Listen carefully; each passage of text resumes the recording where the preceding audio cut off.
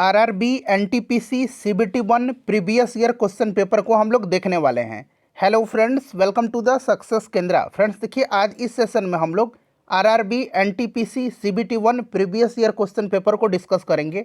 देखिए, जो लोग भी आरआरबी एनटीपीसी न्यू वैकेंसी 2024 की तैयारी कर रहे हैं उनके लिए आज का सेशन जो है बड़ा ही इम्पोर्टेंट है। एक बार सभी लोग देख लीजिए कि आरआरबी एनटीपीसी में सीबीटी 1 में प्रीवियस ईयर में किस तरह का क्वेश्चन पूछा जाता है, उसी पैटर्न पर और उसी लेवल पर आप लोग अपनी तैयारी को कंटिन्यू रखिए। और फ्रेंड्स देखिए, इस बार आपके पास बहुत ही सुनहरा अवसर है। इस बार आप पूरा प्रयास करिए कि इस बार जो है आरआरबी एनटीपीसी में आप अपना सिलेक्शन ले लीजिएगा। देखिए friends, RRB NTPC CBT 1 previous year question paper series का आज हमारा यह 13वां सेशन है, 13वां वीडियो है। इससे पहले ऑलरेडी मैंने आपको 12 सेशन कंप्लीट करा दिए थे। जिन्होंने भी नहीं देखा है ज़रूर देख लीजिएगा, लिंक आपको डिस्क्रिप्शन बॉक्स में मिल जाएंगे। अगर आप चैनल पर पहली बार विजिट कर रहे हैं तो चैनल को सब्सक्राइब कर लीजिए और जो बगल में बेल आइकन है, घंटी का निशान है, उसको फ्रेंड्स ज़रूर दबा लीजिएगा, ताकि जब भी आरआरबी एनटीपीसी न्यू वैकेंसी 2024 से रिलेटेड कोई भी इम्पोर्टेंट वीडियो अपलोड किया जाए तो उसका नोटिफिकेशन सबसे पहले आपके पास पहुंच जाए। तो चलिए फ्रेंड्स, बिना देरी किए हुए सेशन आज के स्टार्ट करते हैं। एक बार सभी लोग फटाफट सेशन को लाइक कर दीजिए और जब इसको कंप्लीट देख लीजिएगा, पूरा सेशन को देख लीजिएगा, तो इसे फ्रेंड्स कम से कम एक ग्रुप में अवश्य ही शेयर कर दीजिएगा। तो चलिए अब हम लोग स्टार्ट करते हैं आज का सेशन। तो फ्रेंड्स, जैसे मैंने आपको बताया है कि आज इस सेशन में हम लोग RRB NTPC CBT 1 previous year question paper को डिस्कस करेंगे। यहाँ पर आप देख भी सकते हैं रेलवे रिक्रूटमेंट बोर्ड्स, और देखिए फ्रेंड्स यहाँ पर एनटीपीसी भी लिखा गया है। और पिछली बार जो आरआरबी एनटीपीसी की वैकेंसी आई हुई थी उसका ऑफिशियल नोटिफिकेशन नंबर भी यहाँ पर मेंशन किया गया है, CEN 01/2019। जब आपका CBT 1 होगा ना तो बिल्कुल इसी तरह का इंटरफेस आपको मिलेगा, ठीक है ना। देखिए यहाँ पर भी एनटीपीसी लिखा गया है और ये पेपर लिया गया था 8/2/2021 को, यानी कि यह आरआरबी एनटीपीसी सीबीटी 1 का ओरिजिनल क्वेश्चन पेपर है। चलिए स्टार्ट करते हैं फ्रेंड्स। एक बार सभी लोग सेशन को लाइक कर दीजिए। यहाँ पर भी आप देख सकते हैं सेक्शन में एनटीपीसी लिखा गया है, ठीक है ना। चलिए प्रश्न पढ़िएगा। देखिए पहला प्रश्न क्या है कि उस बौद्ध ग्रंथ का नाम बताइए जिसमें भिक्षुओं के लिए नियमों का उल्लेख है। आंसर सब लोग कमेंट करते चलिएगा। इससे क्या होगा कि आपका रिवीजन होते चलेगा और साथ ही साथ जो भी मैं एक्सप्लेन करूंगा उसको भी ध्यानपूर्वक सुनेंगे। इस तरह से एक प्रश्न के साथ साथ आपके 2 से 3 प्रश्न जो हैं कवर होते चलेंगे। चलिए बताइए कि उस बौद्ध ग्रंथ का नाम क्या है जिसमें भिक्षुओं के लिए नियमों का उल्लेख है। अच्छा फ्रेंड्स, आपने पढ़ा है कि बौद्ध धर्म के बारे में हमें विशद ज्ञान त्रिपिटक से प्राप्त होता है। किससे प्राप्त होता है? त्रिपिटक से प्राप्त होता है, ठीक है। और ये त्रिपिटक में 3 पिटक हैं। कौन कौन से? तो एक आपका विनय पिटक है, यहाँ पर ऑप्शन में देख सकते हैं विनय पिटक। दूसरा सुत्त पिटक है, यहाँ पर देखिए सुत्त पिटक है। और तीसरा अभिधम्म पिटक है। विनय पिटक, सुत्त पिटक और अभिधम्म पिटक। अच्छा, इन तीनों पिटकों की भाषा क्या है? तो इन तीनों पिटकों की भाषा जो है ये पाली भाषा है, ठीक है, ध्यान रखिएगा। देखिए फ्रेंड्स, उस बौद्ध ग्रंथ का नाम बताइए जिसमें भिक्षुओं के लिए नियमों का उल्लेख है, तो ये आपका विनय पिटक है। राइट आंसर आपका हो जाएगा विनय पिटक, ठीक है ना।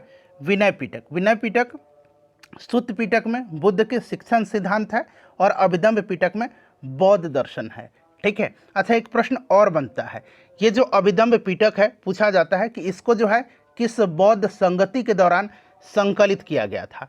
तो याद रखिएगा, अभिधम्म पिटक को तीसरा जो बौद्ध संगति था, ठीक है ना, तीसरे बौद्ध संगति के दौरान इसको संकलित किया गया था।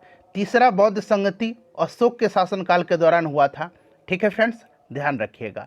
चलिए नेक्स्ट क्वेश्चन करेंगे। अच्छा, मैं आपको एक करंट से रिलेटेड क्वेश्चन बताता हूं। ध्यान रखिएगा कि वर्तमान में शास्त्रीय भाषाओं की संख्या कितनी हो गई है। तो वर्तमान में 11 शास्त्रीय भाषाएं हो गए। पहले 6 थे लेकिन अब 11 हो गए हैं। अभी नया इसमें असमिया, मराठी, बंगाली, प्राकृत और पाली को जोड़ा गया है। तो 5 नए जुड़ गए हैं, तो अब टोटल 11 हो गया। पाली है इसीलिए पाली का जिक्र आया हुआ था, तो मैंने आपको बता दिया है, ठीक है। चलिए फ्रेंड्स, अगला प्रश्न करेंगे। सेशन पसंद आ रहा है तो प्लीज़ लाइक कर दीजिए। देखिए, संविधान में अन्य देशों से उधार लेने की विशेषताओं की आलोचना करते हुए किसने कहा था कि संविधान के मौलिक विचारों के संदर्भ में किसी को भी कोई विशेष अधिकार नहीं है? चलिए बताइए इसका राइट आंसर क्या होगा फ्रेंड्स, बताइए। तो फ्रेंड्स देखिए, संविधान में अन्य देशों से उधार लेने की विशेषताओं की आलोचना करते हुए बाबा साहब अम्बेडकर ने कहा था कि संविधान के मौलिक विचारों के संदर्भ में किसी को कोई भी विशेष अधिकार नहीं है। तो डॉक्टर भीमराव अंबेडकर यहाँ पर राइट आंसर हो जाएगा। बाबा साहब अम्बेडकर ने जो है, याद रखिएगा, जो हमारा आर्टिकल 32 है, जो हमारा अनुच्छेद 32 है ना, अनुच्छेद 32, जिसमें संवैधानिक उपचारों का अधिकार है, तो बाबा साहब अम्बेडकर ने जो है संवैधानिक उपचारों के अधिकार को संविधान की आत्मा कहा है। ये भी याद रखिएगा, बाबा साहब अम्बेडकर संविधान सभा के प्रारूप समिति के अध्यक्ष थे। इन्हें संविधान के जनक के रूप में भी जाना जाता है और यह स्वतंत्र भारत के पहले विधि मंत्री थे। तो इतने सारे पॉइंट्स आप ध्यान रखेंगे, ठीक है। चलिए नेक्स्ट क्वेश्चन है हमारा कि भारत के पहले सफल परमाणु परीक्षण यानी कि न्यूक्लियर टेस्ट का कोड नाम क्या था। अच्छा, इससे पहले वाले शिफ्ट में फ्रेंड्स हमने देखा था कि पूछा गया था कि भारत ने अपना पहला परमाणु परीक्षण कब किया था। तो पहला परमाणु परीक्षण जो किया था ये 1974 में किया था, ठीक है। दूसरा कब किया था, तो दूसरा 1998 में किया था। दोनों ध्यान रखिएगा, ऑलरेडी ये प्रश्न बन चुका है। देखिए 1974 में जो है भारत ने पोखरण में अपना पहला ऐतिहासिक परमाणु परीक्षण किया था और इसका नाम जो रखा था स्माइलिंग बुद्धा था। इसका जो कोड नाम था स्माइलिंग बुद्धा था, ठीक है। दूसरा जो हुआ था ये 1198 में हुआ था और इसका कोड नाम जो था ऑपरेशन शक्ति था। तो दोनों दे रखा है, ठीक है। चलिए उसके बाद देखिएगा अगला प्रश्न हमारा कि 27 अगस्त 1947 को संविधान सभा की बहस में किसने कहा, मेरा मानना है कि अलग निर्वाचन क्षेत्र अल्पसंख्यकों के लिए आत्मघाती होंगे। बताइए राइट आंसर क्या होगा। 27 अगस्त 1947 को संविधान सभा की बहस में किसने कहा कि मेरा मानना है कि अलग निर्वाचन क्षेत्र अल्पसंख्यकों के लिए आत्मघाती होंगे। तो ये कहा था जीबी पंत ने, यानी कि गोविंद बल्लभ पंत ने। जीबी पंत शॉर्ट में इनको कहा जाता है, ठीक है फ्रेंड्स, ध्यान रखिएगा। इन्होंने ही 27 अगस्त 1947 को संविधान सभा की बहस में कहा था कि मेरा मानना है कि अलग निर्वाचन क्षेत्र अल्पसंख्यकों के लिए आत्मघाती होंगे। अच्छा, एक और प्रश्न बनेगा आपके एग्जाम में, याद रखिएगा, ठीक है ना। 14 जून 1947 बड़ा इंपॉर्टेंट है ये। 14 जून 1947 को कांग्रेस महासमिति की बैठक में गोविंद बल्लभ पंत ने देश के विभाजन की माउंटबेटन योजना को स्वीकार करने का प्रस्ताव पेश किया था। प्रश्न बनेगा कि इसी तरह का डेट मेंशन करके प्रश्न बनेगा कि 14 जून 1947 को कांग्रेस कार्य समिति की बैठक में किसने देश में विभाजन की माउंटबेटन योजना को स्वीकार करने का प्रस्ताव पेश किया था। तो आपको याद रखना है गोविंद बल्लभ पंत ने, ठीक है। चलिए उसके बाद नेक्स्ट क्वेश्चन है हमारा अगला प्रश्न कि 2019 में मानव विकास सूचकांक में भारत की रैंक क्या है। बताइए, फटाफट आंसर कमेंट करिएगा। ह्यूमन डेवलपमेंट इंडेक्स ये बार बार पूछा जाता है, ठीक है। मानव विकास रिपोर्ट या मानव विकास सूचकांक ये आपका यूएनडीपी के द्वारा जो है यह प्रकाशित किया जाता है, ठीक है। यूनाइटेड नेशन डेवलपमेंट प्रोग्राम, संयुक्त राष्ट्र विकास कार्यक्रम के द्वारा, ठीक है। भारत का रैंक इस बार वाला आपको याद रखना है फ्रेंड्स, 2023-24 में भारत का रैंक जो है 134वां है। आपको रिसेंटली वाला याद रखना है। पहले स्थान पर जो है स्विट्जरलैंड है, ठीक है, ध्यान रखिएगा। चलिए तो अभी वाला आपको याद रख लेना है। चलिए अगला प्रश्न अब हम लोग कर लेंगे। नेक्स्ट क्वेश्चन है हमारा कि निम्नलिखित में से कौन सी रचना मुंशी प्रेमचंद द्वारा लिखी गई है। बताइए मुंशी प्रेमचंद की रचना इसमें से कौन सी है। तो आप आसानी से देख लीजिएगा, मैं आपको बताते चला हूँ। देखिए कामायनी जो है ये किसकी है, कामायनी जयशंकर प्रसाद की है। यामा है, ये यम नहीं, इस तरह से हमने यामा पढ़ा हुआ है, महादेवी वर्मा का है। चिदम्बरा जो है ये किसका है, तो याद रखिएगा फ्रेंड्स, चिदम्बरा जो है ये सुमित्रा नंदन पंत का है। और सेवा सदन जो है ये मुंशी प्रेमचंद का है, ठीक है। चलिए नेक्स्ट क्वेश्चन है कि भेल का पूर्ण रूप क्या है। चलिए आपको पूरा प्रश्न दिख रहा है, भेल का पूर्ण रूप क्या है। देखिए भेल जो है ना अब महारत्न कंपनी बन चुका है और वर्तमान में जब मैं आज वीडियो बना रहा हूँ महारत्न कंपनी की संख्या 13 है और नवरत्न कंपनियों की संख्या 25 है, याद रखिएगा, ठीक है ना। भेल जो है ये महारत्न कंपनी है और इसका पूरा नाम क्या हो गया है, तो इसका नाम हो गया है भारत हेवी इलेक्ट्रिकल्स लिमिटेड, ठीक है। चलिए नेक्स्ट क्वेश्चन हमारा है अगला प्रश्न कि कोबोल का पूर्ण रूप, देखिए फिर से फुल फॉर्म पूछा जा रहा है, फुल फॉर्म दबा के पूछता है आरआरबी एनटीपीसी में, ठीक है। साथ ही साथ जो ऑर्गेनाइजेशन है वर्ल्ड ऑर्गेनाइजेशन, उनके स्थापना, हेडक्वार्टर्स और उनके हेड प्रमुख कौन है, ये सब पूछता है। तो सब मैं आपको करवाऊंगा एग्जाम के समय में, निश्चिंत रहिए। कोबोल का फुल फॉर्म, तो इसका फुल फॉर्म होता है common business oriented language, common business oriented language, ठीक है ना। तो यहाँ पर तीसरा ऑप्शन आपका सही हो जाएगा। चलिए उसके बाद देखिएगा कि 14 किलोग्राम द्रव्यमान और 28 मीटर पर सेकंड के वेग वाले पिंड का संवेग कितना होगा। तो अगर आपको फॉर्मूला होगा याद कि संवेग क्या होता है, तो संवेग बराबर होता है मास इनटू वेलोसिटी, ठीक है। तो मास ऑलरेडी दे रखा है 14 किलोग्राम और वेलोसिटी दे रखा है आपका 28 मीटर पर सेकंड। जब आप इसको गुना करेंगे फ्रेंड्स, तो आपका आंसर निकल के आ जाएगा 392। मास का देखिए केजी होता है और वेलोसिटी का मीटर पर सेकंड। देखिए कहाँ पर दिख रहा है आपको, ऑप्शन दूसरा में, ठीक है ना, पहला, दूसरा, तीसरा और चौथा, तो ये वाला ऑप्शन आपका सही है। देखिए विश्व का सबसे लंबा रेल मार्ग कौन सा है, पहला ऑप्शन, दूसरा ऑप्शन, तीसरा ऑप्शन और चौथा ऑप्शन है। बताइए विश्व का सबसे लंबा रेल मार्ग कौन सा है, बड़ा ही इंपॉर्टेंट है। चलिए बताइए राइट आंसर इसका क्या होगा, करेक्ट आंसर बताइए। तो फ्रेंड्स देखिए दुनिया का सबसे लंबा रेल मार्ग जो है, इसका नाम है ट्रांस साइबेरियन रेल मार्ग, ट्रांस साइबेरियन रेल मार्ग, ठीक है ना, ट्रांस साइबेरियन रेल मार्ग। और यह जो है मॉस्को से लेकर के व्लादिवोस्तोक तक है, रूस का एक जगह है व्लादिवोस्तोक, वहाँ तक है, ठीक है ना। और इस ट्रांस साइबेरियन रेल मार्ग का निर्माण जो है रूसी साम्राज्य के तहत रूस के सम्राट अलेक्जेंडर द्वितीय और उनके बेटे निकोलस द्वितीय के द्वारा करवाया गया था। तो ये दोनों नाम आप ध्यान रखिएगा। चलिए असम में सबसे पहला तेल का कुआं कहाँ खोजा गया था, असम में सबसे पहले तेल का कुआं कहाँ खोजा गया था। तो फ्रेंड्स ये खोजा गया था दिग्बोई में, दिग्बोई असम में है, याद रखिएगा। 1866 में जो है इसे खोदा गया था और यह एशिया का पहला तेल का कुआं आप कह सकते हैं इसको, ठीक है। अच्छा अभी देखिएगा दिग्बोई में दिग्बोई असम में है, याद रखिएगा। और असम में अभी आपको याद रखना है फ्रेंड्स, अभी 5, ठीक है ना, याद रखिएगा 5 तेल शोधन कारखाना है। एक नूनमती है, नूनमती जिसको कि हम लोग ये न है, नूनमती या नून माटी भी आपको कहीं कहीं मिल जाएगा, ठीक है। नूनमती रिफाइनरी है, एक आपका नुमालीगढ़ रिफाइनरी है, ठीक है, और एक आपका बंगोई गांव रिफाइनरी है और एक दिग्बोई है, ठीक है। तो ये आप याद रखिएगा। चलिए अगला प्रश्न कर लेंगे। नेक्स्ट क्वेश्चन है हमारा फ्रेंड्स कि निम्नलिखित में से किस धरोहर स्थल में वास्तुकला की द्रविड़ स्थापत्य शैली है। बताइए निम्नलिखित में से किस धरोहर स्थल में वास्तुकला की द्रविड़ स्थापत्य शैली है, द्रविड़ शैली।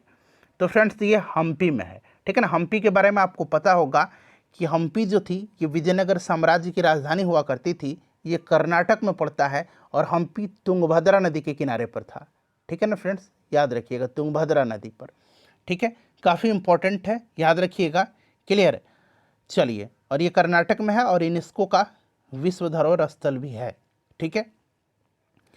नेक्स्ट क्वेश्चन हमारा कि किस स्थान को nursery of the Bengal army, nursery of the Bengal army कहा जाता है, nursery of the Bengal army कहा जाता है। तो फ्रेंड्स देखिए ये कहा जाता है अवध को, ठीक है। काफ़ी इंपॉर्टेंट क्वेश्चन है। बंगाल सेना में अधिकांश सिपाहियों को अवध और पूर्वी उत्तर प्रदेश के गांवों से लिया जाता था और अवध को बंगाल सेना की नर्सरी यानी कि नर्सरी ऑफ बंगाल आर्मी कहा जाता था, ठीक है। चलिए नेक्स्ट क्वेश्चन है हमारा कि 1920 के दशक में झांसी में सतार नदी के पास किस प्रसिद्ध क्रांतिकारी ने पंडित हरिशंकर ब्रह्मचारी उपनाम का इस्तेमाल करते हुए शिविर स्थापित किया था। 1920 के दशक में झांसी में सतार नदी के पास किस प्रसिद्ध क्रांतिकारी ने पंडित हरिशंकर ब्रह्मचारी का उपनाम इस्तेमाल करते हुए शिविर स्थापित किया था। तो फ्रेंड्स ये किया था किसने, तो फ्रेंड्स ये किया था बताइए चंद्रशेखर आज़ाद ने, ठीक है ना, चंद्रशेखर आज़ाद ने किया था। याद रखिएगा बड़ा इंपॉर्टेंट क्वेश्चन है चंद्रशेखर आज़ाद, ठीक है। ये आपके चंद्रशेखर आज़ाद जो हैं आपको याद होगा ये आपके हिंदुस्तान रिपब्लिकन एसोसिएशन से भी जुड़े हुए थे, ठीक है ना। काकोरी षड्यंत्र में भी ये शामिल रहे थे और 27 फरवरी 1931 ये डेट आप याद रखिएगा, 27 फरवरी 1931 को इलाहाबाद के अल्फ्रेड पार्क में ये पुलिस मुठभेड़ में देश गति को प्राप्त हुए थे, वीर गति को प्राप्त हुए थे, ठीक है, शहीद हो गए थे। चलिए उसके बाद देखिएगा कि 31 अगस्त 2020 को किसने विश्व व्यापार संगठन यानी कि वर्ल्ड ट्रेड ऑर्गेनाइजेशन, जिसको कि हम लोग WTO बोलते हैं, के महानिदेशक के पद से त्यागपत्र दे दिया था। उस समय का ये करंट का क्वेश्चन है। अब आपको जो है WTO के महानिदेशक का वर्तमान में नाम याद रखना है। तो देखिए WTO की स्थापना 1995 में हुआ था, आपको बखूबी याद है, ठीक है ना। गैट के स्थान पर हुआ था, GATT गैट के स्थान पर हुआ था 1995 में। इसका हेडक्वार्टर जो है ये कहाँ पर है, तो जेनेवा में है, स्विट्जरलैंड के। और फ्रेंड्स वर्तमान में इसके महानिदेशक का नाम क्या है, तो याद रखिएगा नगोजी अंकोंजो इवेला। ये ऑलरेडी मैंने आपको बता रखा है, ठीक है। ये अभी नगोजी अंकोंजो इवेला, ये आपके WTO के महानिदेशक हैं। चलिए नेक्स्ट क्वेश्चन है, भारतीय संसद का उच्च सदन कौन सा है। अच्छा, बार बार पूछा जाता है उच्च सदन और निम्न सदन, ठीक है। तो देखिए संसद बना है किससे मिलकर के, तो राष्ट्रपति, राज्यसभा और लोकसभा से। इतना तो आप याद रखिएगा, ठीक है ना। उच्च सदन कहा जाता है राज्यसभा को और निम्न सदन कहा जाता है लोकसभा को, ठीक है, इंपॉर्टेंट है। चलिए देखिए Sultan Azlan Shah hockey tournament 2019 किस देश ने जीता है। अब आपको 2019 वाला याद नहीं रखना है क्योंकि उस समय का करंट का क्वेश्चन था। अब आपको ये 2024 वाला याद रखना है, ठीक है। अब आपको याद रखना है 2024 वाला। देखिए सुल्तान अजलन शाह ये हॉकी टूर्नामेंट है, प्रश्न तो ये भी बन सकता है। और प्रत्येक वर्ष इसका आयोजन जो होता है मलेशिया में किया जाता है, ठीक है ना, मलेशिया में किया जाता है, याद रखिएगा। और इस साल जो है जीता है किसने, तो जापान जीता है। जापान पहला बार विनर हुआ है Sultan Azlan Shah hockey tournament में। और रनर अप जो रहा है ये पाकिस्तान रहा है, पाकिस्तान रनर अप रहा है और विनर रहा है इस बार जापान। चलिए उसके बाद देखिएगा कि विविध विषयों पर वैज्ञानिक जानकारी के संग्रह बृहत संहिता को किसके द्वारा लिखा गया था। बृहत संहिता को लिखा किसने है बताइए। तो बृहत संहिता यह संस्कृत में एक महत्वपूर्ण विश्वकोश है। और फ्रेंड्स देखिए इसको लिखा है बराहमिहिर ने, ठीक है ना, बराहमिहिर राइट आंसर हो जाएगा। अच्छा, कलहन की राज तरंगिणी आपको याद होगा, चरक का चरक संहिता है। और नागार्जुन का बखूबी आपको याद होगा माध्यमिक सूत्र। नागार्जुन ने लिखा है माध्यमिक सूत्र और इसी माध्यमिक सूत्र में इन्होंने जो है सापेक्षता का सिद्धांत प्रस्तुत किया है, ठीक है। चलिए फ्रेंड्स नेक्स्ट क्वेश्चन है कि स्वतंत्रता संग्राम के दौरान हुई घटनाओं को कालानुक्रमिक क्रम से व्यवस्थित करें, ठीक है। और यहाँ से आपको आंसर चुन करके बताने हैं, ठीक है। चलिए थोड़ा सा मैं आपको यहाँ पर बता देता हूँ। जालियांवाला बाग हत्याकांड के बारे में आपको पता है, बिल्कुल पता है। भारत छोड़ो आंदोलन के बारे में पता है और सहयोग आंदोलन के बारे में भी आपको पता होगा। ध्वज सत्याग्रह हो सकता है बहुत लोग नहीं जानते हो। देखिए ये झंडा सत्याग्रह या ध्वज सत्याग्रह कहा जाता है। और यह सत्याग्रह 1923 में जो है यह जबलपुर से शुरू किया गया और नागपुर शहर में जाकर के संपन्न हुआ था, ठीक है। तो 1923 की यह घटना है। जालियांवाला बाग हत्याकांड 13 अप्रैल 1919 की घटना है। भारत छोड़ो आंदोलन 1942 की घटना है और असहयोग आंदोलन 1920 की घटना है, ठीक है। तो अब क्रम लगा लीजिएगा, आपका हो जाएगा ए, उसके बाद आपका डी, फिर आपका हो जाएगा सी और फिर आपका हो जाएगा बी। तो ADCB यहाँ पर ऑप्शन में आपको दिख भी रहा है, ठीक है। चलिए उसके बाद देखिएगा कि नियाग्रा फॉल्स, जिसको कि नियाग्रा जलप्रपात भी हमने पढ़ा हुआ है हिंदी में। नियाग्रा फॉल्स किस देश की सीमा पर स्थित है। नियाग्रा जलप्रपात जो है ये किस देश की सीमा पर स्थित है। तो फ्रेंड्स देखिए नियाग्रा जो है ये कनाडा और USA की सीमा पर स्थित है, ठीक है। एक एंजिल जलप्रपात है, जरा आप लोग कमेंट करके बताइए तो एंजिल जलप्रपात जो है, एंजिल जलप्रपात ये किस देश में पड़ता है। चलिए बताइए, बड़ा इंपॉर्टेंट है एंजिल जलप्रपात, एंजिल वाटरफॉल पूछ सकता है प्रश्न। आप बताइए कि किस देश में है, ठीक है। चलिए उसके बाद देखिए प्रसिद्ध पुस्तक इग्नाइटेड माइंड्स के लेखक का नाम बताना है। इग्नाइटेड माइंड्स, ठीक है ना। और ये भी याद रखिएगा विंग्स ऑफ फायर, बड़ा पूछा जाता है विंग्स ऑफ फायर। तो ये दोनों पुस्तक जो है ये आपके पूर्व राष्ट्रपति डॉक्टर APJ अब्दुल कलाम जी की है, ठीक है। इग्नाइटेड माइंड्स और विंग्स ऑफ फायर दोनों याद रखिएगा, ठीक है फ्रेंड्स, काफ़ी इंपॉर्टेंट है विंग्स ऑफ फायर, क्लियर। चलिए नेक्स्ट क्वेश्चन कर लेंगे। अगला प्रश्न हमारा कि फल आम का वैज्ञानिक नाम, यानी कि मैंगो जो है, आम जो है, इसका आपको साइंटिफिक नेम पूछा जा रहा है, वैज्ञानिक नाम आपसे पूछा जा रहा है।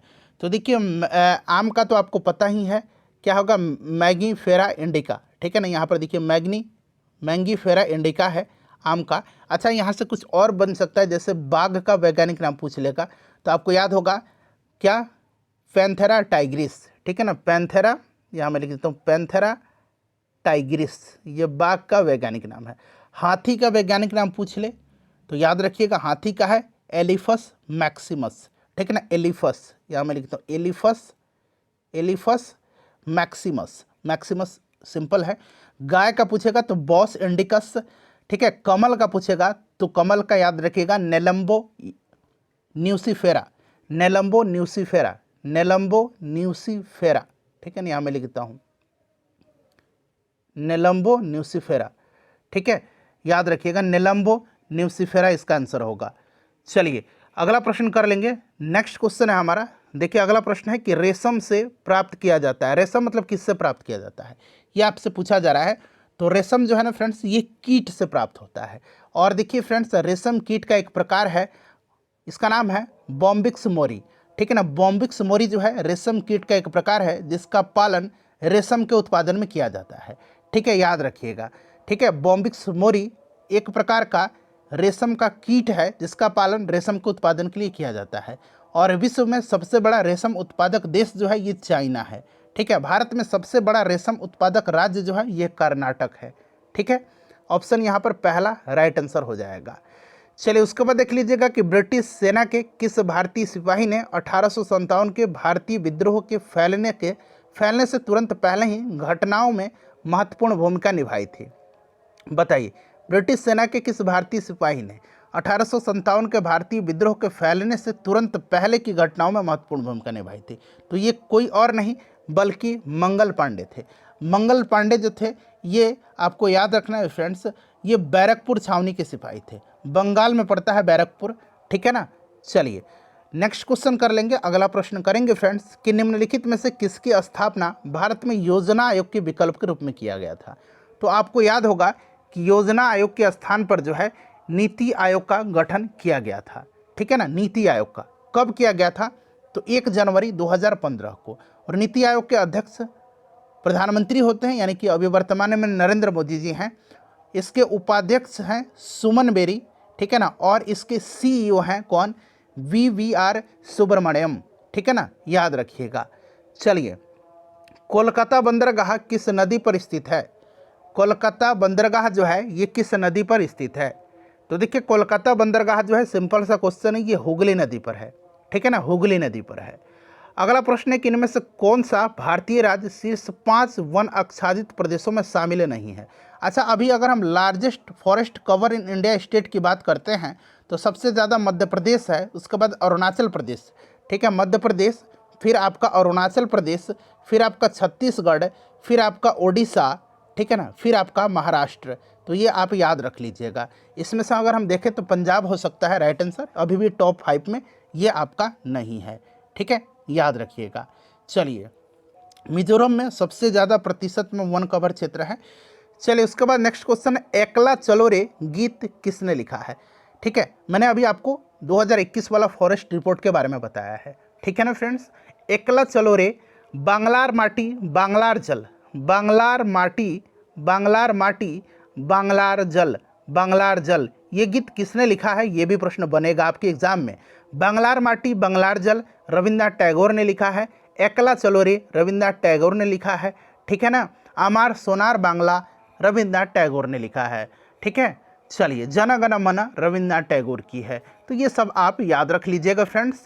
चलिए देखिए, रेड डाटा बुक किससे संबंधित डेटा प्रदान करती है। अच्छा, रेड डाटा बुक के बारे में हमने ऑलरेडी पढ़ रखा है कि रेड डाटा बुक जो है ना फ्रेंड्स, यह आपका जो विलुप्त प्राय जो पादप और जंतु हैं उनका जो है आंकड़ा एकत्रित करता है और जारी करता है।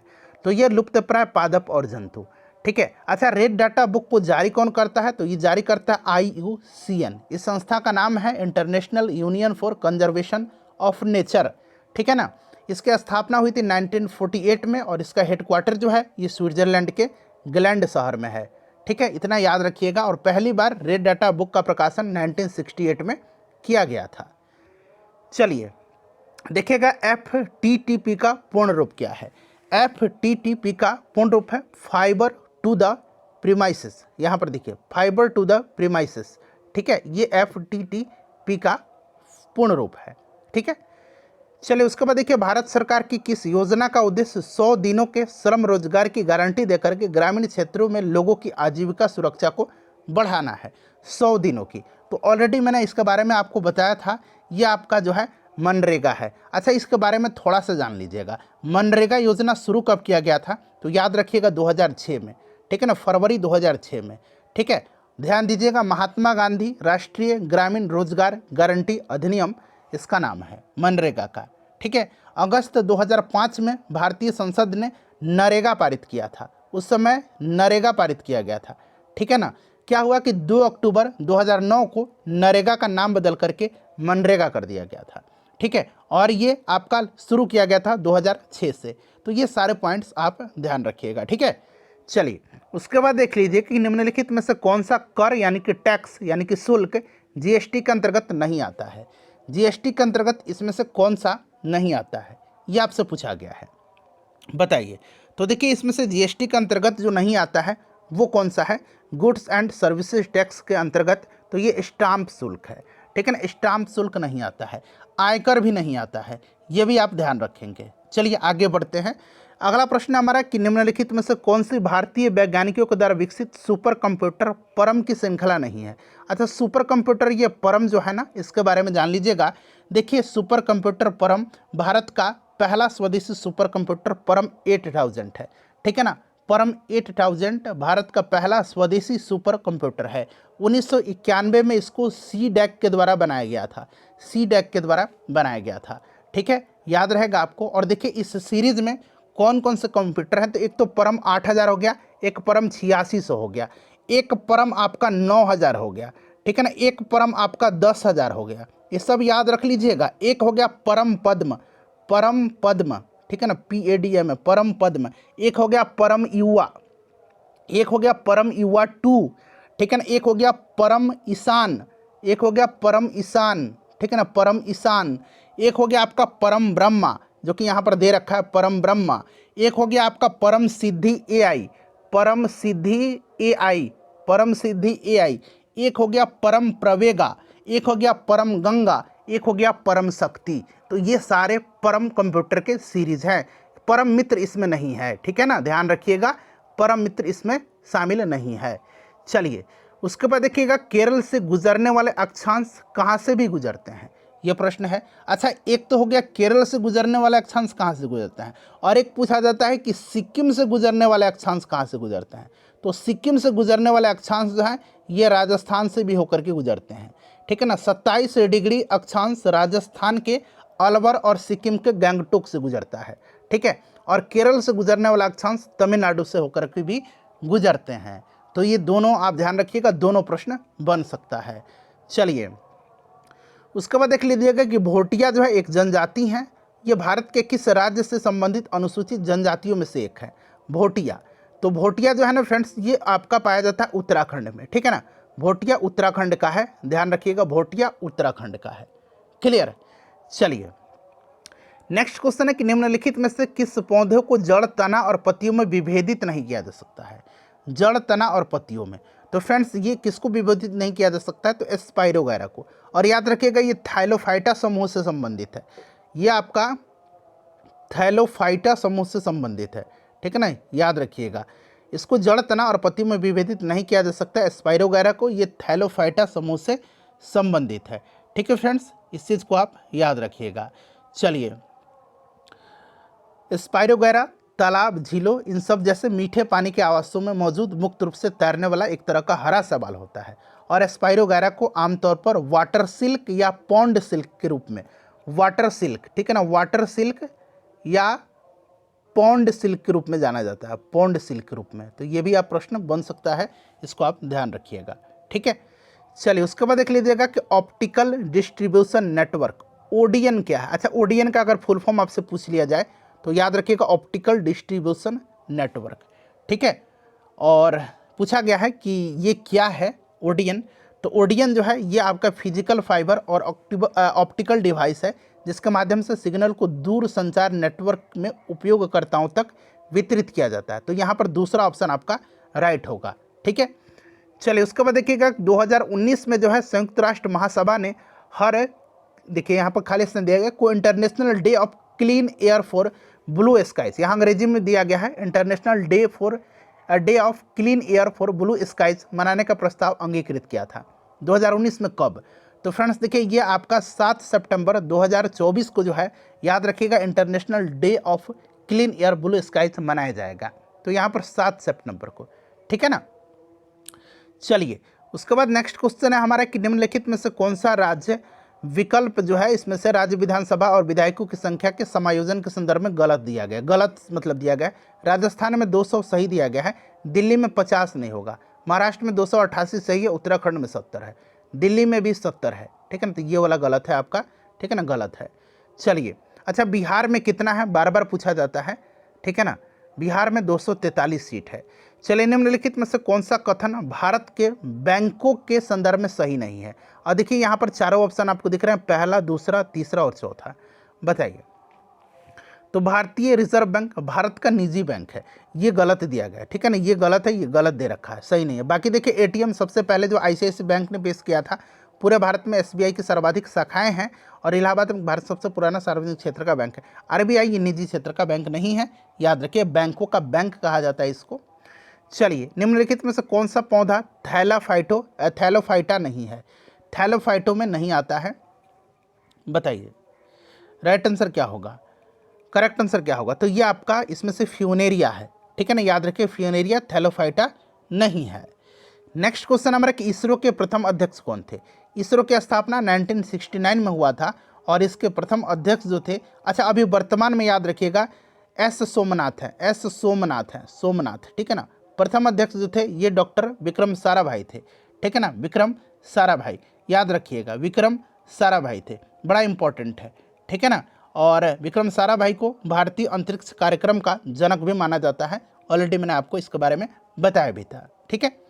चलिए उसके बाद देख लीजिएगा कि जालियांवाला बाग हत्याकांड में अहम भूमिका के कारण माइकल फ्रांसिस ओडायर, जिसको कि माइकल ओडायर भी कहा जाता है, इसकी हत्या किसके द्वारा किया गया था। तो मैं बार बार आपको बताता हूँ कि माइकल ओडायर की हत्या किया था 1940 में उधम सिंह ने किया था, ठीक है ना, मैं आपको बार बार बताता हूँ, ठीक है। चलिए निम्नलिखित में से कौन सा दक्षिण अमेरिकी देश स्थलरुद्ध देश है। दक्षिण अमेरिकी देश, अच्छा दक्षिण अमेरिका में 2 देश स्थलरुद्ध हैं, ठीक है ना, दक्षिण अमेरिका में 2 देश स्थलरुद्ध हैं, एक आपका बोलिविया है, एक आपका बोलिविया है और एक आपका पराग्वे है, ठीक है। ये 2 कंट्री हैं दक्षिण अमेरिका के जो आपके स्थलरुद्ध हैं। और देखिए फ्रेंड्स बोलिविया जो है, ये बोलिविया ये दक्षिण अमेरिका का सबसे बड़ा स्थलरुद्ध देश है, लैंडलॉक्ड कंट्री है। अगर प्रश्न बनेगा कि दक्षिण अमेरिका का सबसे बड़ा लैंडलॉक्ड कंट्री, तो बोलिविया याद रखिएगा। बोलिविया और पराग्वे 2 ही कंट्री हैं, तो यहाँ पर पराग्वे दे रखा है, राइट आंसर होगा इसका। चलिए निम्नलिखित संगठन में देखिए, निम्नलिखित में से किस संगठन का मुख्यालय सुमेलित नहीं है। अच्छा मैंने आपको बताया था कि यूनिसेफ का न्यूयॉर्क में है, ठीक है ना। ओपेक का ज्यूरिक मैंने बताया था क्या, नहीं ओपेक का ज्यूरिक नहीं है, ओपेक का जो है हेडक्वार्टर वियना में है, ओपेक का वियना ऑस्ट्रिया में, ठीक है ना, वियना में इसका हेडक्वार्टर है। विश्व बैंक का वाशिंगटन डीसी में, नाटो का ब्रुसेल्स में, ठीक है। तो ये वाला आपका सुमेलित नहीं है। तो फ्रेंड्स पूरा सेशन आज का कंप्लीट हो गया, प्लीज़ इसको लाइक कर दीजिए और इसको शेयर कर दीजिएगा।